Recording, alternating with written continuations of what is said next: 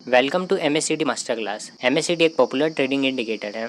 लोगों को generally basic knowledge होता है कि MACD और सिग्नल लाइन के क्रॉस करने पे आपको एंट्री एग्जिट करना है, but MACD provides more information than that, जिसको आप अपने ट्रेडिंग के दौरान यूज़ कर सकते हैं। इस वीडियो में हम MACD का इंट्रोडक्शन देखेंगे, MACD कैसे कैलकुलेट होता है, interpretation of MACD signals, advance strategy और lastly MACD tips for best practices. So let's get started.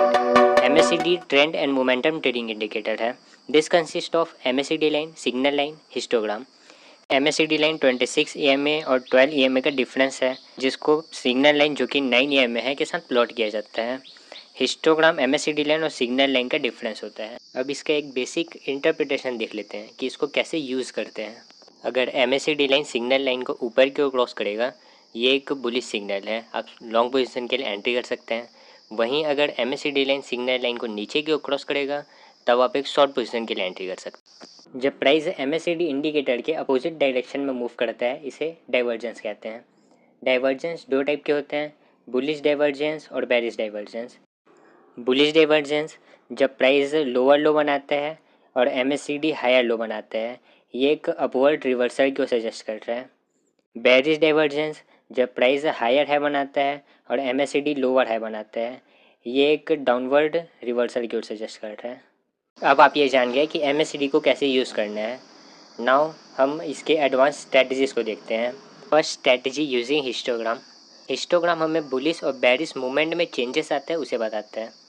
जब हिस्टोग्राम जीरो लाइन के ऊपर मूव कर रहा है और एक्सपेंड कर रहा है, ये एक बुलिश मूवमेंट की ओर इशारा कर रहा है। वहीं जब जीरो लाइन के नीचे हिस्टोग्राम मूव कर रहा है और कॉन्ट्रैक्ट कर रहा है, ये एक इंक्रीजिंग बेरिश मूवमेंट की ओर इशारा कर रहा है। हिस्टोग्राम्स की पिक्स को देखिए, ये एक इंक्रीजिंग मूवमेंट को दिखा रहा है जिस डायरेक्शन में मार्केट अभी मूव कर रहा है। ये एक पोटेंशियल एंट्री सिग्नल है for that trend.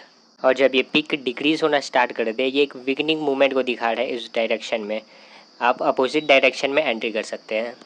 Second strategy using RSI।